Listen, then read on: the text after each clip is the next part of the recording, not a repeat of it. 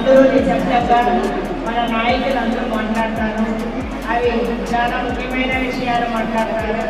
ఆ విషయాలు కూడా మీరు అవి మంచి పాయింట్లు నోట్ చేసుకోండి. అందుకని కాంగ్రెస్ సహకరించండి, నిశ్శబ్దంగా ఉండండి. మనం ఈరోజు ఈ సదస్సు మనకి కేంద్ర రాష్ట్ర ప్రభుత్వాలు చాలా మొండిగా వ్యవహరిస్తూ ఉన్నాయి. మనకి ఇప్పటికీ కనీస వేతనం ఇంతవరకు కోర్టు తీర్పిచ్చిన ఇంతవరకు ₹1 కూడా మనకి పెంచలేదు. దశల వారీగా పోరాటాలు చేస్తున్నాం, రిప్రజెంటేషన్ ఇస్తున్నాం, నిరసన కార్యక్రమాలు చేస్తున్నాం. అయినా కానీ ఈ ప్రభుత్వాలు మనకి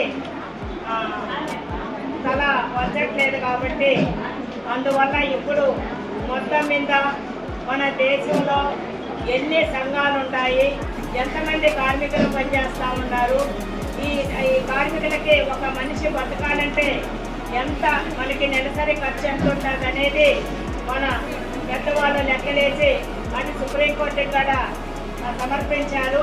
కానీ ఈరోజు మన కేంద్రం కానీ రాష్ట్రం కానీ కార్మికుల గురించి ఆలోచించట్లేదు.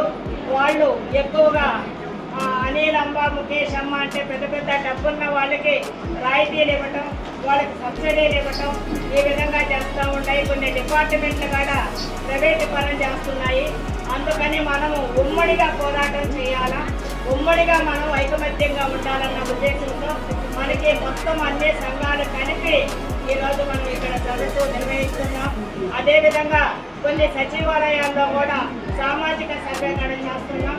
అంటే మనకి ఇక్కడ బట్టే వాళ్ళకి ఆధార్లు ఉన్నాయా, రేషన్ కార్డులు ఉన్నాయా, తర్వాత ఆశాలు పనిచేస్తున్నారు, మిడ్ డే మీల్ పనిచేస్తున్నారు, స్వీపర్స్ పనిచేస్తున్నారు, గ్రామ సేవకులు పనిచేస్తున్నారు. ఇట్లా రకరకాల మనము కనీస వేతనం మీద బట్టే వాళ్ళం చాలామంది ఉన్నాం. కాబట్టి ఈ అన్నిటి మీద ఈ సందర్భంగా మనము ఈరోజు ఈ సదస్సు నిర్వహిస్తున్నాం.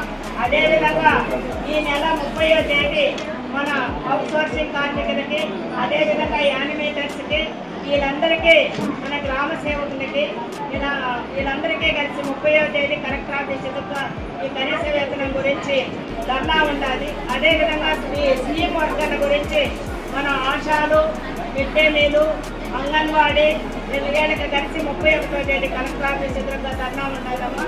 అందుకని ఈ సందర్భంగా ఈ సదస్సు ఈరోజు మన కార్యక్రమాలు బాగా విజయవంతం చేయాలనుకుంటే సదస్సు నిర్వహించుకోవాలి.